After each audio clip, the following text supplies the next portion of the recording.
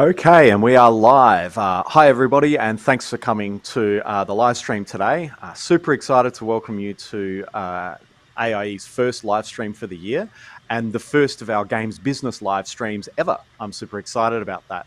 The main reason I wanted to put together this live stream series is because we actually have some really good topics of discussion and we have some great student work that we want to showcase through the rest of the year. So stay tuned for future live streams and thanks for coming to today's live stream on developing a business mindset. I'd like to start by acknowledging we're speaking and working from the lands of the Kaurna people and other First Nations peoples, and pay respects to elders past, present, and emerging. And I'd really like to introduce Aiden and Simon to our conversation today. My name's Chad, if you haven't met me before. My name's Chad Habel. I am the head of faculty of the Games Business program at AIE. So I take students who have excellent technical skills in game development and build their skills in business development and running a business. So hopefully they can go on to run a successful studio of their own. Let me introduce Simon next, and I'll allow Simon to introduce himself. So go ahead, Simon. Thanks. Thanks, Chad. My name is Simon. I'm the Regional Vice President for Xsolla, and Xsolla you may or may not know about, but we're a specialist commerce company that works for the gaming industry. So lots of things we do to help the industry, but I've been in the games industry now. This is actually year 30. So yes, it is a real career. 1994, I started at Sega. So I've worked across many different areas, but had my own businesses, worked at AAA. So it's really been my life's work being in the games industry. So very excited to talk about the business side of the industry. Give us a roll call, mate. Tell us some of the studios you've worked at. Activision Blizzard, Sega, Atari, THQ, GT Interactive, Glue Mobile. I've had my own company called Feihu Interactive. So yeah, quite a few. Oh, that's good. Thank you. Your experience is super valuable. So thanks for coming. And Aiden, tell us a bit about yourself. Yeah, definitely. So I'm Aiden Gyory. I'm the founder and creative director for Catalyst Games. So we're a small indie studio that's set up here in Adelaide. We make our own games. We also run workshops for local councils, and we make educational content for an online platform over in America. So we're a bit of a multifaceted business, but we are still in our startup phase. So our main motto is to enable creatives to create. I guess my background from that is I've spent the last 3 years at AIE studying. So I've gone through their design course and then into the graduate diploma, which is the business course there. And yeah, loving every minute of it. It's lots of fun, lots of good times. Chad is an awesome teacher, and yeah, just excited to be here. Great, thanks so much. And tell us a bit about your background. This isn't your first business, is it? That's correct, yeah. So I've got about 10 years of experience in sales and marketing. So I started in door knocking back when I was 17, 18, and I did a lot of charity fundraising there. I worked in a bunch of call centers. I also worked as a sales manager for Uber or Uber Eats. I did a bunch of stuff with TEDx as well as like a presenter workshop guy. And then through that pathway, decided to start a telemarketing company just before COVID hit. And we did event ticket sales. So yeah, best business to start running right as everyone was shutting down is selling tickets for events. So as you can imagine, we did well to start with, and then we had to kind of peter off at the end there. And I decided, you know what, I'm going to move out of this industry. I don't want to work in sales anymore. I'm going to go do something fun that I'm passionate about, and I moved into the game space. Great, fantastic. It's great to have you here. The space is better for having you here for sure. I should also note we have Matt in the back end, in the background, hovering around and helping us with the technical stuff. So thank you very much for that, Matt. And there is also, I believe, the possibility to ask questions via the YouTube comments there. So it's a little bit indirect, but if you ask a question there, I think Matt's going to send that to me and we'll try and address your questions as they come up. So feel free to chuck questions in. It's a pretty informal conversation. But what we're talking about today is developing a business mindset. Now, in the Games Business program here at AIE, the first module we do, Aiden will remember this one, is one called Lead Strategic Transformation. And what we do there is the assumption of the module is that most people in the program have been students for 2 years and longer, probably before that. And now they want to start a business. So they're coming into a new phase of their life, a completely new system, different expectations. And for me, what's interesting is there's a mindset shift there. And we can talk about what we mean by mindset. I will strongly recommend anyone who's interested in that. I'm always recommending reading to people because that's what I do. There's a book called Mindset by Carol Dweck. This is like the core theoretical framework around mindsets and what it means. Very well established in research and sold millions of copies and things like that. But we might start with this idea of the student mindset.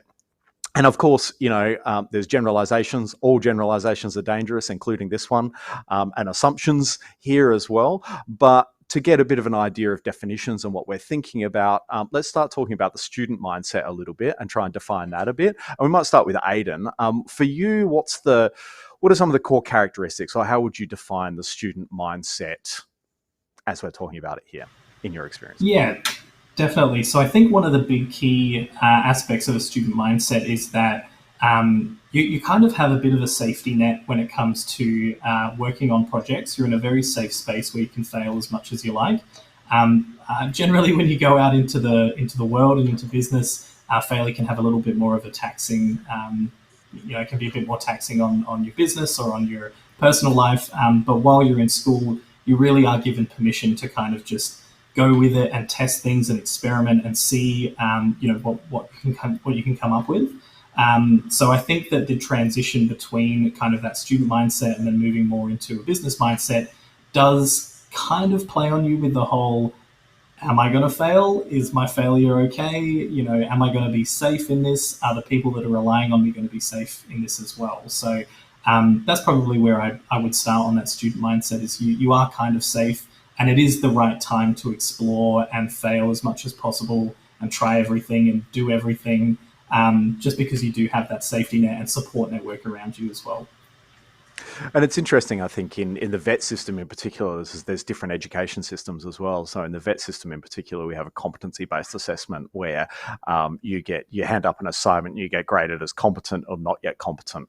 And if you're graded as not yet competent, people see that as a failure. And it's like, oh, and the language isn't great, actually, not yet competent. But I try and get people to focus on the not yet part and the ability to resubmit and to iterate and try again. In other education systems, it's a little bit more like, I come from universities, it's a little bit more like, hand up your assignment, and if you get a grade you don't like, then you just have to do better in the next one. So it's a little bit more hard edge there, but there's definitely still a lot of that kind of structure there. So yeah, so there's definitely a thing about failure and attitude to risk and all of that. Simon, what are your thoughts on that? Do you feel that there's a higher risk or a different kind of thing around failure in business compared to student mindset? Definitely. I think there's probably two paths as you transition from that student mindset to business. I mean, one, you could go into a very large business organization that has quite a lot of structure, and they may be a little bit more resistant to failure. There's a lot of process, and they might feel safe and secure, but you're a little bit more restricted. But I think in general, if you're looking at the games industry, we're very entrepreneurial. Typically, we're all operating with that sort of cliche of we're a startup. So there is a little bit more room for that fail fast. The stakes are definitely higher. There's obviously a lot more, but in games business, you're still encouraged to fail fast. You've got to try things. That's how you innovate. That's how you find something new. So I think it's just about trying to bring some of that, have some boundaries, that there's some control, but make sure that at least your creative team still has that kind of garden to try and experiment, because it is important for games design, definitely. What are your experiences around some of this, Aiden, in terms of failure or whatever? Tell us a little bit more about that experience of your business when COVID hit. That was challenging, right? Oh yeah. So that was pretty challenging. So at the time we were running a small telemarketing firm, and we had a couple of major clients here in Adelaide that we would run regular events for. So we had a team of about 8 sales people that made phone calls and everything like that. And coming into COVID, we tried to pivot quite a little bit with some of our clients, where we moved to like webinars and those sorts of things to try and bring things online, as we weren't allowed to use some of the spaces anymore, and the venues had to close down, and then we couldn't have speakers there, and if we couldn't have speakers and we couldn't have people there, there wasn't really any way to generate revenue. So we did really get to a point where I know there was a very specific point for me in that journey where I was like, we could either risk it and try and spend the next month and hopefully this whole COVID thing blows over, or we can pay out all of our staff, let them know that we're closing the business down and to look for other work or figure out what they want to do. And ultimately, I made the decision to close it down and pay out all my staff, make sure everybody was covered.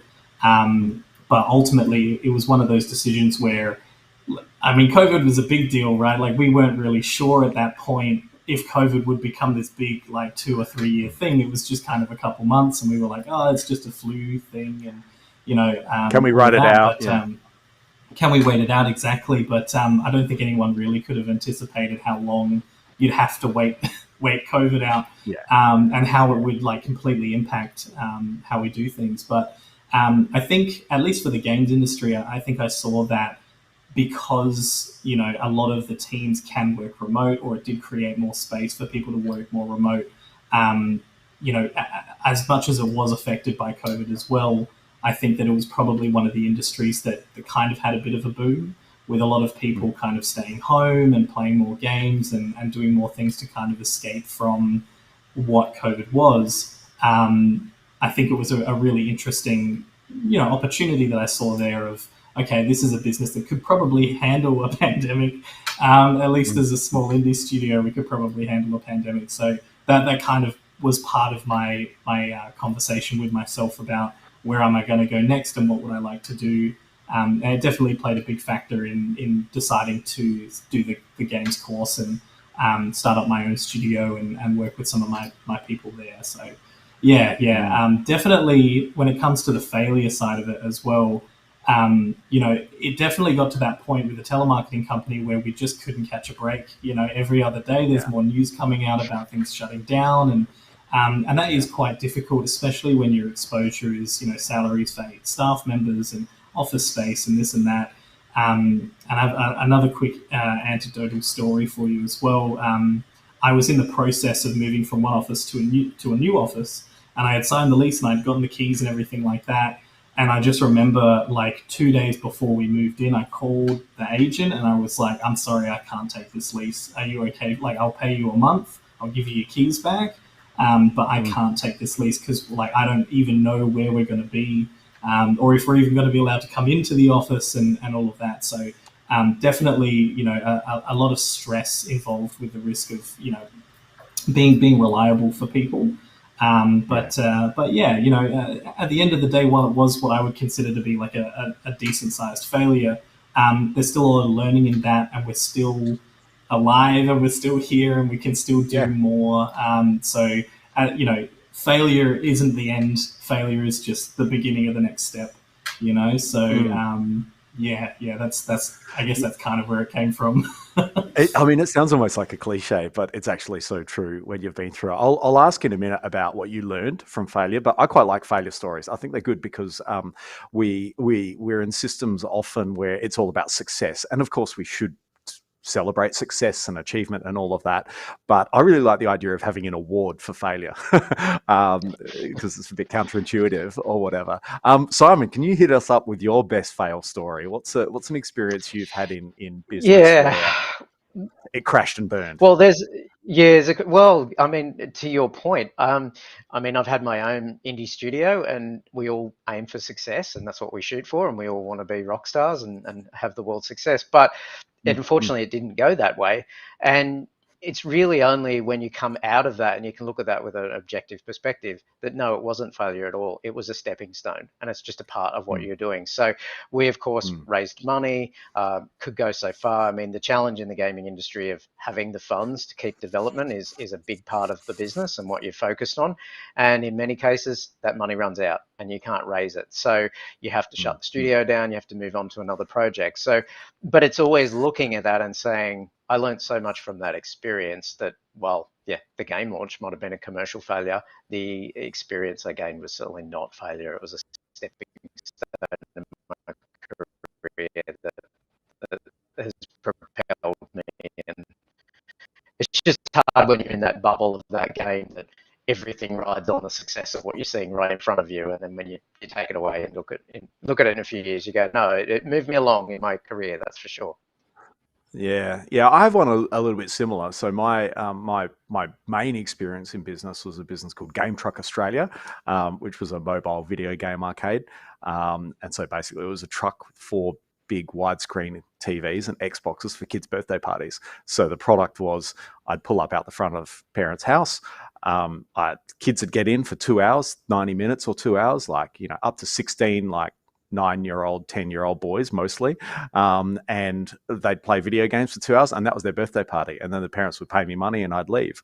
And it was like, the dream, in a way, the idea of success for me, or the dream was, I'm going to have a fleet of game trucks across Australia, and and it'll be a franchise model or a branch model or something like that, and it'll be massive, and I won't have to work anymore, and all of that sort of thing. And that did not happen. What did happen was that it lasted for 4 years. It became sustainable. I was able to pay off my loan, and then I eventually decided that it wasn't for me. Because one of the things I learned about business, and Aiden, you'll know this, is that, what they say is, I was sick of working 9 to 5, so I started my own business so I could work 24 hours a day instead. And I learned that, definitely. I should have known from my dad, because he was a tradie, and he was on the phone all the time, and hated it, phone calls coming in and all of that sort of thing. From one perspective, that was a failure, that business, because it didn't lead to the fleet of game trucks that I might have thought of. But that experience and the learning I had from that was like essential. I learned so much about myself. I learned a lot about business. It enabled me to get this job, for example, and then to move into production in games and all of that sort of thing. So it's certainly been a really important stepping stone. Yeah. So we've talked a bit about the business mindset. So there's stuff about a safety net. There's a bit about security. There's a bit about it being safe to fail, and a bit about having people there to pick you up, and being in a system where that's all the risk is a kind of lot lower. It's quite different. The business mindset itself is quite different. So let me ask either of you about this, I guess. What is a business mindset? So if we think about, skills, thinking, attitudes, behaviors, ways of being, how can we define a business mindset compared to that student mindset of maybe being a bit more structured, constrained, and safe? Either of you. Simon can start us off with that one, I reckon. I was just trying to think, where do I start? Yeah, I mean, it's pretty nuanced, because I guess business can mean many things. But I think if you're looking to be somebody who's driving the business, it's your business, you're a founder, it's something you're developing. I think it really comes down to having a clear vision, very much about what you're trying to achieve. And I think you need to stay focused, because many things are going to distract you along the way, and they can eat up your time and swallow everything. You've virtually got to be singularly focused and with a purpose. And I think it's just about just absorbing what's going to help you move along that way and that path to that goal. And I think it's just staying focused on that, because it's very easy to get distracted, and that can be many things. So I think having that clear vision, and the product, and then around that, you've got to know where you're taking your game, your product, where it fits in the market, who your audience is, what they're looking for, how you compare to competitors, and really be clear. Again, it's all just about that vision and having that really succinct in your mind. So there's that vision purpose piece, and that's why in Lead Strategic Transformation, one of the first things we do is around vision and values and purpose and mission. And it's interesting because, companies will often have, our values listed on a poster in the staff room with, pictures of eagles flying through valleys and raindrops coming into ponds and things like that. So it can be a little bit cynical, I guess. But it is genuine, like having that idea of why are you here? What's your purpose? What's your vision? I met a bloke once who was quite competent in business, to say the least. And he said one of the things I ask people a lot is, what do you want? So what do you want? And if someone says, I don't really know, then he goes, well, I can't help you. If you don't know what you want, then I can't help you, and you haven't even started. So identifying what you want, what your purpose is. And in adaptive leadership, we talk about purpose as being, about goals and what you want to achieve and that concrete thing, but also how how it connects to your identity and your values and the way you see the world. A lot of that kind of deeper stuff. What's the? I know you've got a good answer to this, Aiden. So I can ask you, what's the vision for Catalyst Games? Yeah, definitely. I think our big main vision is we'd like to get to 150 staff in 10 years. That's sort of the big target that we're looking for. But I think a more kind of nuanced answer, going kind of riffing off of what Simon said there, is that the business is really more of a lifestyle business, right? So we aren't developing for the sake of profit. We're developing for the sake of people. So a big core motto for us is enabling creatives to create, and that kind of means that we kind of encompass this idea of being able to accommodate pretty much anybody that wants to work. When you talked before, Chad, about values, some of the values that we have instilled in our company is sort of integrity, recognition, high quality work, those sorts of things. And that's kind of the core of who we are and what we want to be. But one thing specifically for me as a neurodivergent founder as well is having the accommodations to work when I'm really passionate about working and take time off when I need to take time off, and those sorts of things. And this kind of, at least for me, really affords me the ability to do that. Like, for example, I was up at like 4 o'clock in the morning today to be on another webinar. But I'm allowed to do that, right? Whereas in like a regular 9 to 5 job, you can't take a minute out. You can't leave for 2 hours to go do something cool and fun and then come back. So a big aspect for me is just creating an environment where everybody in our organization has the accommodations to work within their limits and work within what they feel helps them to be creative and passionate. And I think a byproduct of that is that we'll create something really high quality. So that's kind of the big goal, the big thing at the end. I mean, obviously, there's the cliche, like we want to make $1 billion, we want to sell 1 million copies of our game, all that sort of stuff as well. But if we're thinking about more realistically, it's how do we get to a point where we're self-sustainable as quickly as possible, and then using that runway that we've built to allow us to, be passionate about what we're working on and create something really cool. So that's my answer for you. Yeah, so sustainability is a huge piece there. What's really interesting, I think, for me about business mindset is that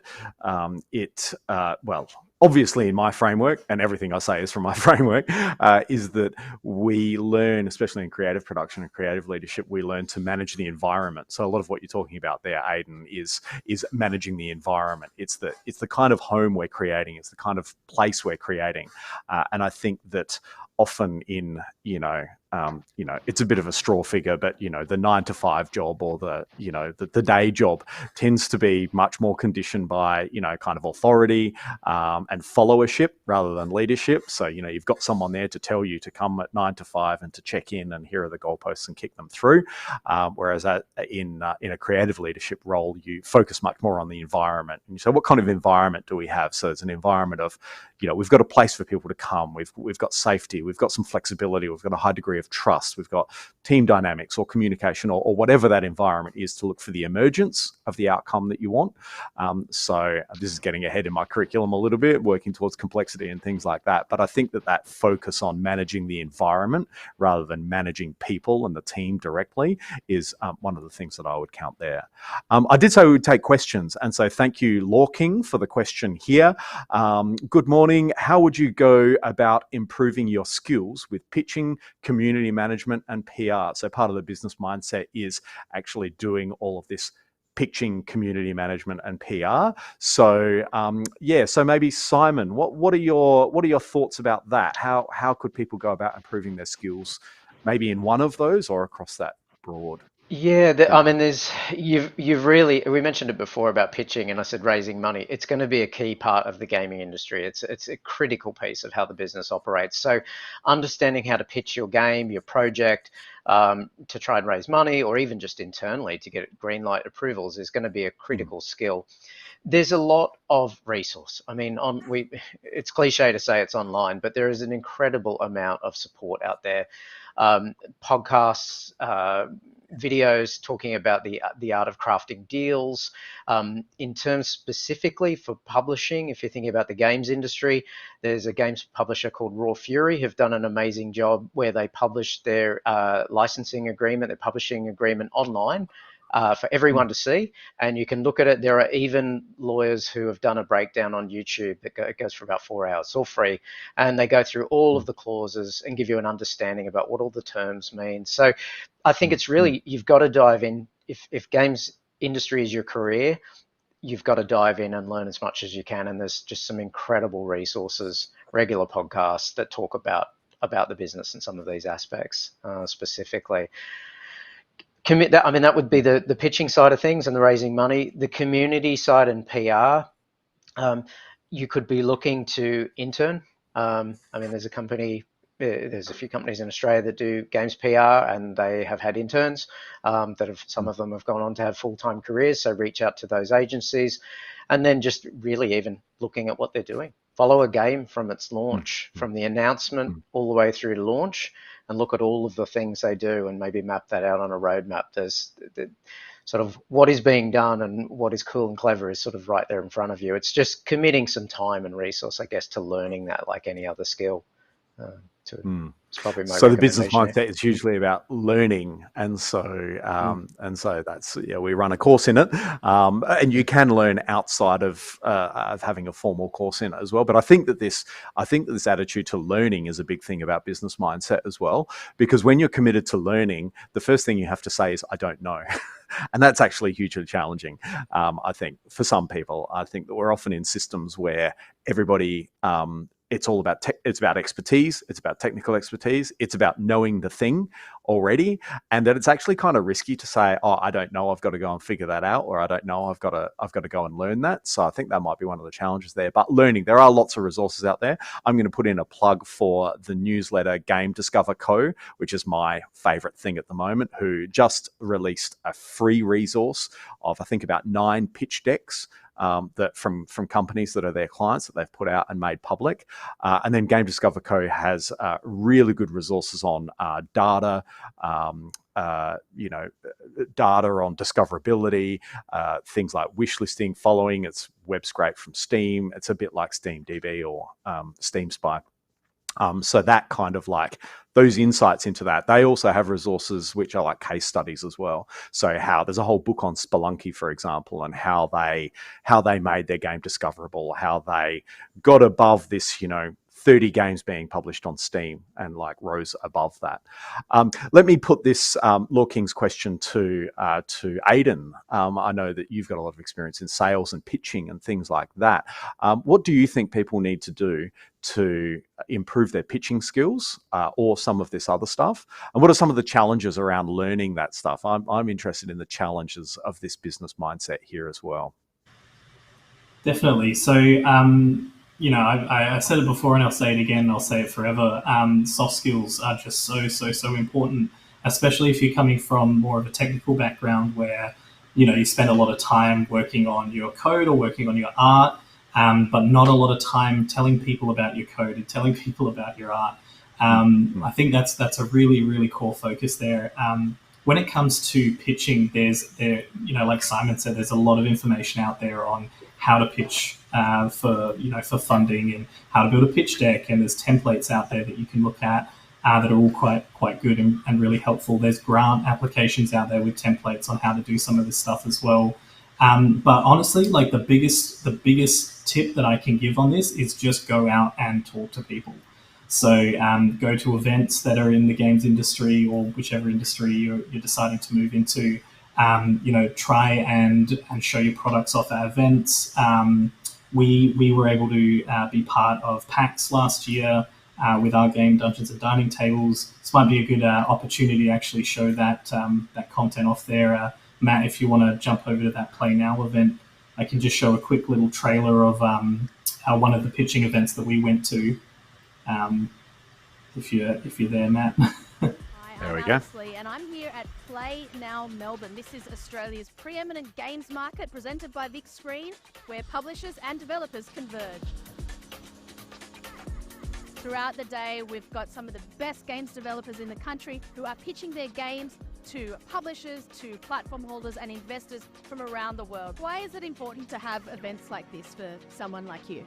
Everybody has different skills and different perspectives on this industry, so it's really good for us all to come together and share information and help each other out.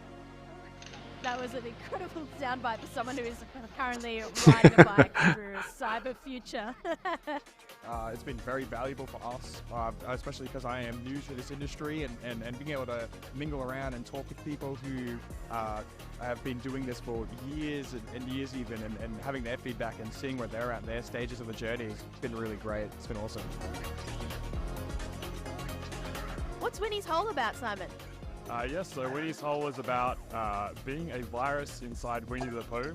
So you have infected Winnie the Pooh, you travel and explore through his body, capturing cells and manipulating them to grow mutations on him, and also infect his mind to direct the adventure.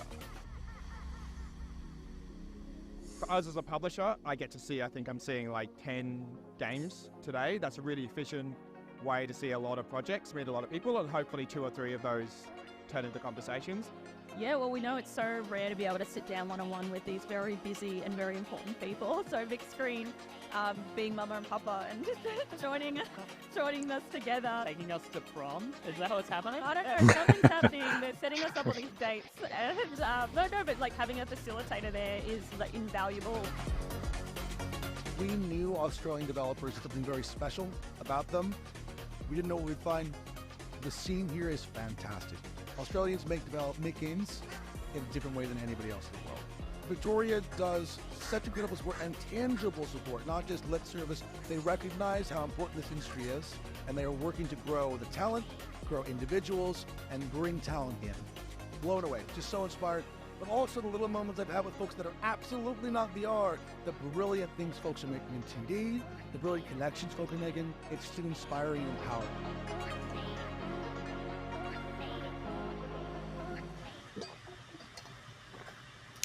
Yeah, so that was a nice little promo video, I guess, for big screen.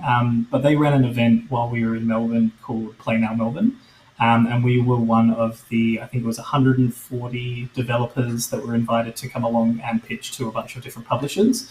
So that event specifically was quite a good opportunity for us to, once we had our pitch deck ready, be able to present that to, a panel of different publishers and get their feedback on it. And get some really in-depth, understandings of where we're at in our process and where they need us to be in order, to fund the project and those sorts of things. And, we had a couple of follow-up conversations with them as well, which is really exciting too. So, anytime you can find an event like that, apply. If your game looks good enough and sounds good enough, you're more than likely you'll be able to get a spot there, or just going along to events like that and putting yourself out there as much as possible is really, what's going to build that skill set. So, just making sure that you're here, you rock up and you do the work, and the rest will be history, I hope. So, yeah, we hope. Yeah, and if you're in Adelaide, Sydney, Canberra, you can, a space like Game Plus is really good for that, or any kind of community groups. I know there's a Beer and Pixels or Pizza and Pixels. In Adelaide, we have Unwind. There's lots of opportunities for connecting and meeting people, and that idea of continually going through it, going again and again. Doesn't have to be that big, scary Play Now event. But what's really interesting, I think, about the business mindset is that people often come to things like pitching and networking with a very, I would say, instrumentalist view, right? So it's like, I'm going to a networking event. I'm going to meet the person who's going to give me a job tomorrow, or I'm going to a pitching event. I'm going to find that publisher who's going to hand me a check for $1 million on the day. But what actually tends to happen with that is it's very much more of a process thing. And you'll notice, Aiden talked just then about conversations, about conversations with publishers. In that video there, we saw this kind of discussion of, or this mention of, we talked to some people, they showed us their stuff, and then maybe that turns into a conversation. And I know from talking to studios, to indie studios, it's not a one and done deal. It's like a conversation with half a dozen or 10 different publishers, and refining and refining and refining until the time is right for it to happen. So it's a bit depressing because it means you don't get that instant payoff, but it also reduces the pressure a little bit, because it's more like, just hanging out with people and getting to know them and getting to know their needs, and building a relationship to refine towards the outcome you want. So I think the business mindset for me is a massive focus on relationships and building relationships. And, when you go to networking, for example, not saying, have you got a job for me, but coming to people and saying, is there anything I can help you with? I always try and remember to, in networking and in relationship building, offer to help people and ask what I can do for people. And so they might say, maybe you can give me information on this, or give me some insight on this, or introduce me to this person or that person. I'll go, yep, sure, absolutely. And that builds the relationships. And the fruit of that relationship might not come for 5 or 10 years, but you'll go, I'm so glad I met that person and built a relationship with that person back then, because otherwise it wouldn't have had this outcome right now. We do have a couple of questions, so thank you for everyone sending in questions. I will get to them now. There was a question, a quite concrete question about the Games Business Program at AIE from Lucas Brown, wondering if we need to go straight from advanced diploma into the Games Business Program, or can we go for it at another time? You can absolutely go for it at another time.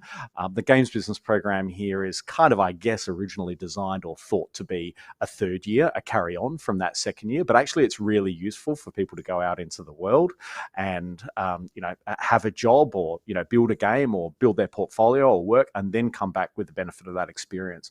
And some of the best students we have are in their late 20s or early 30s, because they have that kind of life experience, and even 1 year of working in retail or hospitality or sales or whatever can really help. So the Games Business Program is open to everybody. You may have a degree from a university, not necessarily having studied at AIE, and come in. So it's quite open, Lucas. So I look forward to getting your application at the end of this year. Just kidding. Another question from Robin C. I think this would be a really good one for Simon, actually. How in depth do you get into your business strategy to best predict or handle potential difficulties as a new group or studio? So we've got new studios starting up. How much can business strategy and in-depth business strategy help you handle potential difficulties? Yeah, I think it's a good one. I think it goes back to what we were talking about with that vision and focus. I mean, we hear all the anecdotal adages about you can't let life happens while you're building your plan, or I don't know how to phrase that one, but I mean, you can only plan for the future as best you can.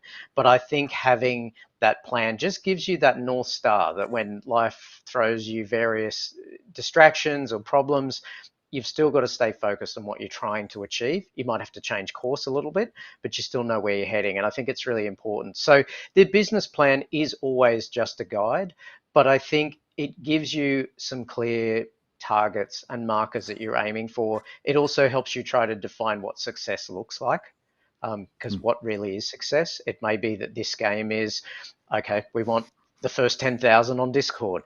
Then we want X number of wish lists, Steam signups. Then we want to sell X number of copies. But there may be short-term goals in your plan as well as a sort of longer-term goals. But I think they just keep you on track. They're just there to help you stay on the rails.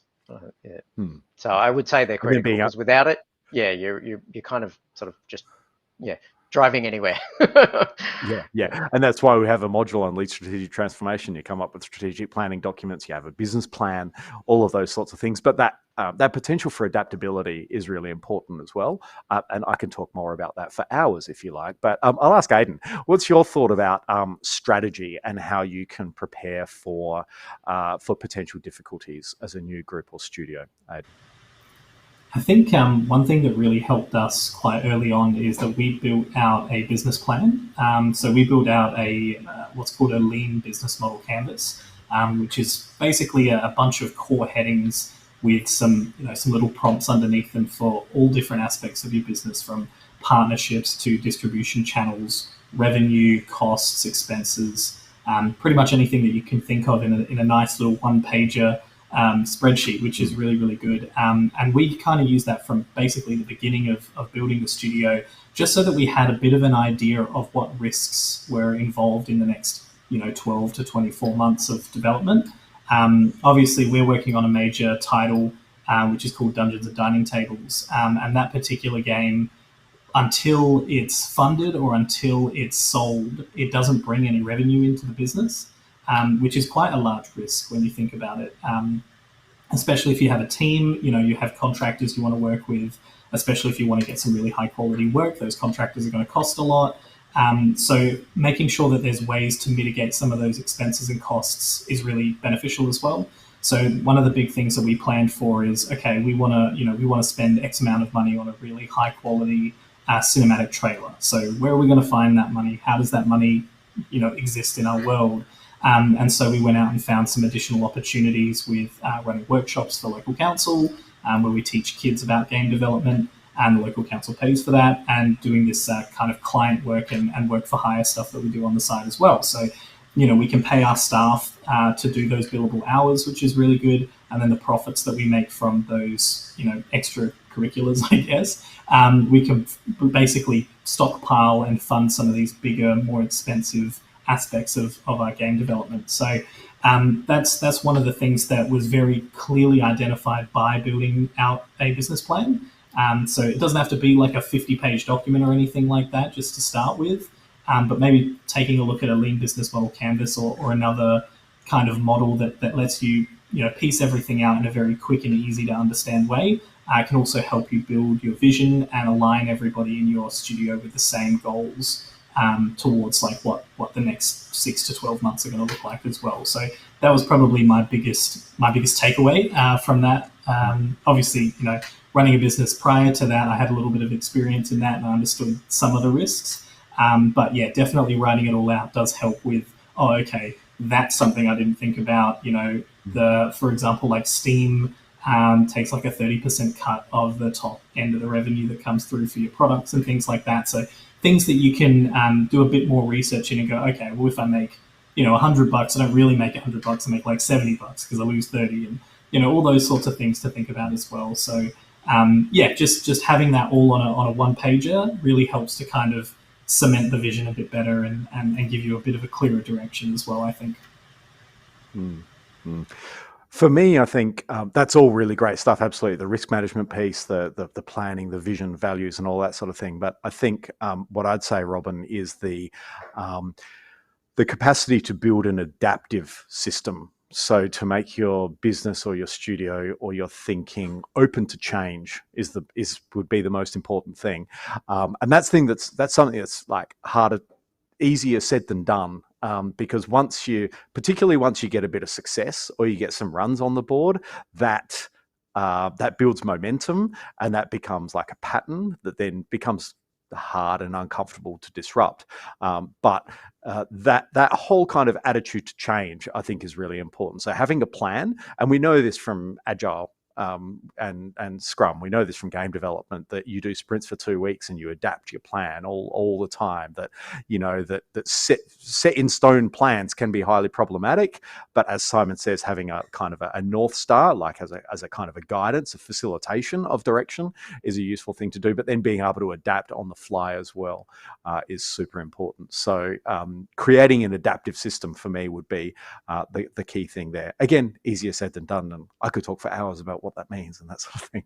All right, so a question from Boomer. So thank you for the questions. I'm loving them. Send them through, because it makes it a conversation, and it means that we're responding to your questions. So from Boomer, how do you go about finding innovation in business? What process would you go through to start finding and developing innovation? I'll start with perhaps a not super helpful answer, but in the systems leadership framework I use, called the Cynefin framework, they talk about innovation and novelty actually comes from a situation of chaos. So chaos is where you have a system where there's no perceivable link between cause and effect. So chaos is not is not just complexity. It's not organized chaos. It's chaos. It's people in the street rioting and throwing bins through windows and things like that. Complete loss of order altogether. And what what they say here, which I haven't quite got my head around, I certainly haven't tried it because it sounds quite risky, is to initiate a situation of chaos, to throw all the rules out the window and to just let people go at it and see what emerges from that. So that's one way to kind of intentionally find innovation or move towards innovation. Simon, what are your thoughts about innovation? What kind of process, or what would be some of your processes or approaches towards finding innovation in your experience? Yeah, I mean, that's a tricky one because we're all looking for that $1 million idea that's going to give us a business that takes us to the top. But it can come, I think, to your point on chaos, it can come from anywhere, and it's often something you can't plan for. You've just got to be looking for problem solving. And I think one of the things I've always looked towards is just look for those things that might annoy you every day, something that you repetitively, some sort of habit that bugs you. And that could be even inside a game. I don't know, every time I play a first person shooter, I can't, I don't know, do this thing, go on this on the level. Is there something that really annoys you? Because quite often there's other people that share that same pain point, and sometimes solving that becomes innovation. So it can be looking for something really simple. And that's where, I mean, you see a lot of products that get made that just do one thing and one thing really simply, really easily, and you go, oh, that's a really simple idea, but it solves a common problem. So I think looking for that with a very simplistic mindset is probably what I would offer in terms of that. It's a good idea because we often tend to often tend to avoid or ignore or not think about the things that annoy us, and so leaning into that discomfort and going, oh, where's this coming from? Is this a problem that we can solve? Can I build a business around this? Aiden, what was the problem that led to the genesis of the idea of Dungeons and Dining Tables for you during COVID when you were playing games? Tell us about that. Yeah. So I really like what Simon said about pain points. We obviously, coming from a sales background, we use pain points quite a lot to help explain to people why our solution is the correct solution for whatever it is that we're trying to sell them, right? But ultimately, I think innovation kind of comes from, or can come from, I think it can come from chaos as well. But I think it can also come from the meeting of two solid ideas that both have a similar pain point or a similar problem. So one of the big things for me was during COVID, after the business closed and everything like that, bought myself a Nintendo Switch, bought myself Diablo on PlayStation. And what I would do is I'd play Animal Crossing for a couple of hours, and then I'd play Diablo for a couple of hours. And ultimately, I got to this point where I was just in this routine where I'd be like playing Animal Crossing and going, man, I really wish I could like beat up some monsters right now. And then so I'd swap over to Diablo, and then I'd be like, oh, I really wish that I could like decorate my house right now, And so ultimately, it was this middle kind of middle space of I really want to beat things up and I really want to decorate my house. Two genres that I really love, and the personalization of both of those, those aspects in those games, the different skill sets that you can have as a player in Diablo, different cosmetics and different outfits. And then, the, again, personalization of decorating your house and creating an experience in that realm as well. So ultimately, that's kind of where the conception of the idea for Dungeons and Dining Tables comes from, which is a cozy ARPG or a cozy adventure RPG now, where you get to delve through dungeons to collect rare pieces of furniture, and then you take that furniture back to your house to decorate, and the more cozy your house is, the higher your stats are, and the more challenging dungeons that you can run. So that's ultimately where that concept comes from, yeah. We have a trailer all ready to go. Do you want to talk us through the trailer as Matt fires that up? Thanks, Matt. Yeah, of course. So this is our trailer for Dungeons and Dining Tables. So we've got an incredible art team that's put all of this together. And basically, this is a trailer from about 3 months of development while we were getting ready for PAX and frantically running around and trying to organize everything. But ultimately, you can see a couple of the core systems that we have here and the design principles around it. We've got this quirky, unique town with a bunch of really interesting characters, and then this kind of dungeon delving aspect where you get to run around and fight these little termite creatures that are there to like eat your furniture. And we also have a boss fight, which is really cool. So yeah, I'll let it play out a little bit. So you can see that Diablo-style combat. Yeah, that's right. So we're kind of like... Here's the boss. Yeah, here's the boss fight here. So it's really quite funny. A lot of that content didn't actually make it into the game until the train ride to Melbourne. So a lot of it was, we put this trailer together, and then on the train ride up there for the 11 or 13 hours that it was, we were putting in all of the stuff to make sure it worked for when we got to PAX. But I mean, that's the way it is with game dev sometimes. So, but yeah. No, it isn't. Everything's always planned and goes perfectly linear to a perfect plan, that's right.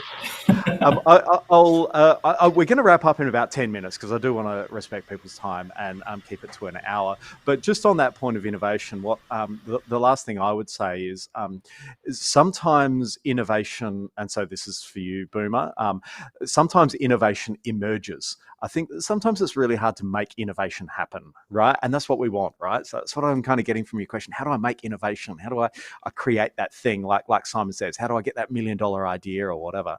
But actually what often happens with innovation is it actually emerges from the system. It kind of happens.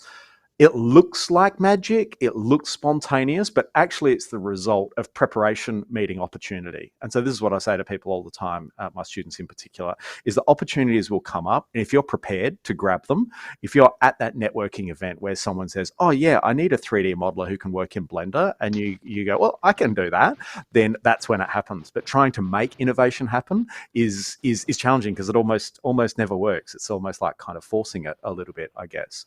The last thing I'll ask about is to either of you is about change. So obviously when we're talking about developing a business mindset, we're talking about moving from a student mindset to a business mindset. That requires change. And we all know change is challenging. And I think we all have lots of stories about change and why it's challenging and things like that.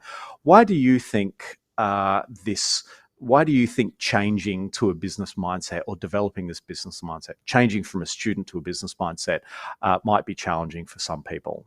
Simon, what are your thoughts about change and the challenges there? I think for that specifically, I think we did touch on it before. I think it's the bounds of having that structure while you're a student and following a path that's been designed, and then kind of taking the shackles off and designing your own path. So I think that is always going to be a little bit scary. But I think there's a lot of people that have tried a similar path before. I mean, you're not always the first pioneer.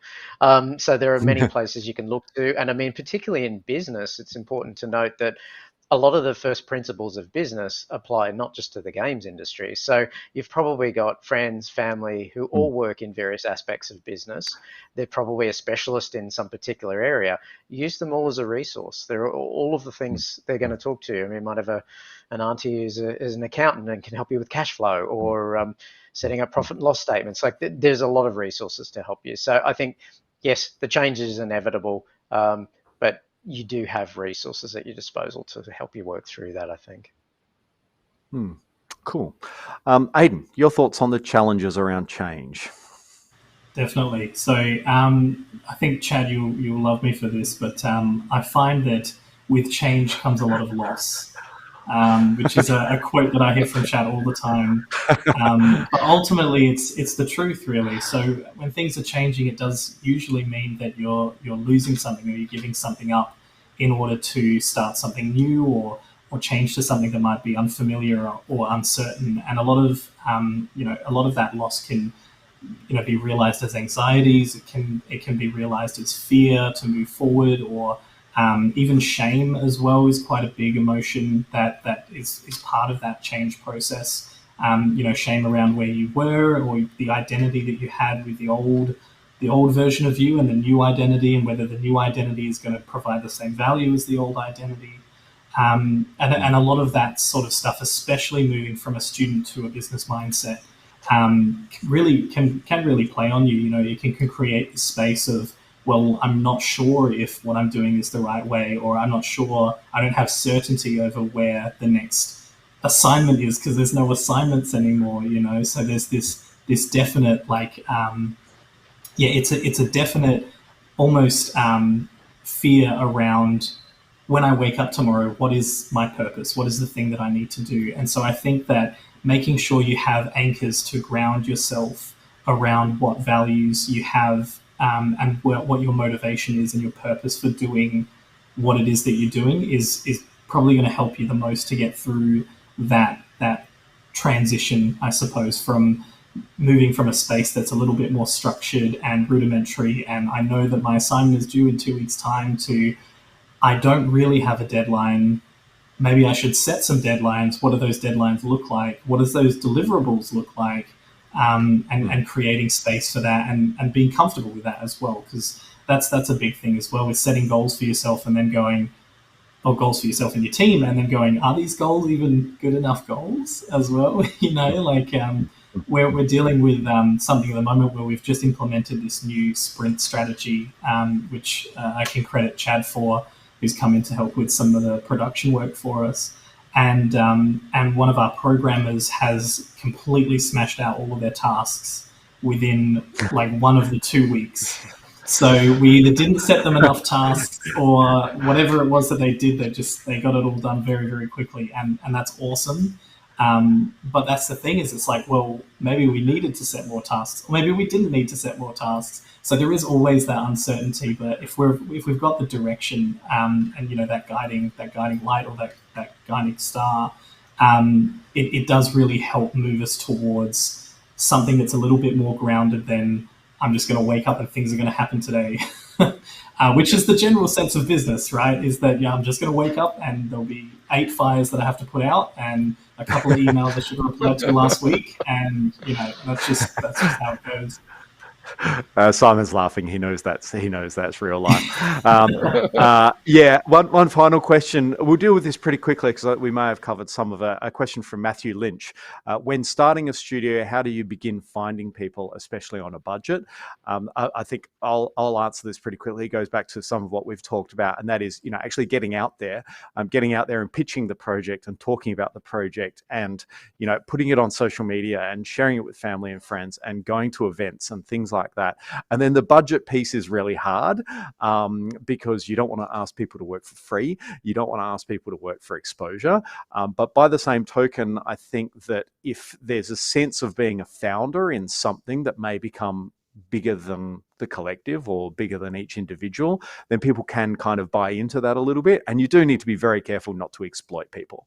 And in particular, you need to have a lot of trust and build trust, and that takes time. That's an adaptive challenge. But I think that if people trust that you're not going to, I think people trust Aiden, for example, that he's not going to, go and make $1 million and run away to Mexico with that money, and leave everybody who did all this work with nothing, that he's going to look after them. Then you can kind of engage in a system that will be resilient and will be able to sustain itself through those early hard days. We're just about to wrap up, but the last thing I want to ask Simon is, we've talked a lot about I think there's an awareness piece, a learning piece, an education piece about resources and what's out there and what's possible. And so, Simon, could you give us a quick introduction to Xsolla and some of the resources, some of the tools, some of the ways that you help indie studios? Yeah, sure, because Xsolla is a brand that many in the industry starting out aren't familiar with. But effectively, we're a commerce company. We help with payments and monetization, and we're focused primarily on the games industry. So that's really what we do. So our job is about helping studios succeed. And we do that. We have a whole suite of software tools that can help you from payments, monetization, game discovery. It's really almost like a software as a service platform with a lot of opportunities. So, and it's growing all the time. So we work from single man operation development teams all the way through to larger scale organizations. So definitely if you're on that journey and you're starting to build a project, it's worth having a look at Xsolla and just see if there's a way we can help, along with funding programs that we have. We're very famous for our Xsolla Funding Club, where if you're looking to raise money, you can put your project on our marketplace and get access to a range of publishers and investors who are looking at projects. So that Melbourne Play Now event that we had, that's you've got kind of a digital platform for that, for everyone to access Very, that. very similar, and we do run rapid rounds, which are our version of that pitching thing, and I'm hoping that I can bring some of those to Australia this year, perhaps, and have a local version of that if possible. So, yeah, stay tuned. But hopefully we'll have our own version of something like a Play Now. Oh, that'd be fantastic. Well, let us know if we can help with that. Of course, that'd be great. All right. So thank you, everybody, for watching and listening, and for everyone who's watching on the recording. If you're catching it that way, that's great. Thanks particularly to people who have stepped up and gotten out of their comfort zones and asked questions. So that's Law King, Lucas Brown, Robin C., Boomer, and Matthew Lynch. Hopefully, we've been able to answer your questions, and hopefully it's been interesting and useful for you. Particular big thank you to Simon and Aiden for joining me today. I think it's been a great conversation, as I'd hoped and expected, and I look forward to continuing more conversations with you later. And keep an eye, stay tuned. As I said, there'll be more live streams talking about elements of games business, both connected to the AIE program, but also more independently. And finally, thank you very much, Matt Salas, for helping us invisibly with all of the technical stuff and the setting up of the live stream. So thanks, everybody, and have a great day. Back to work. Cheers. Thank you. Bye.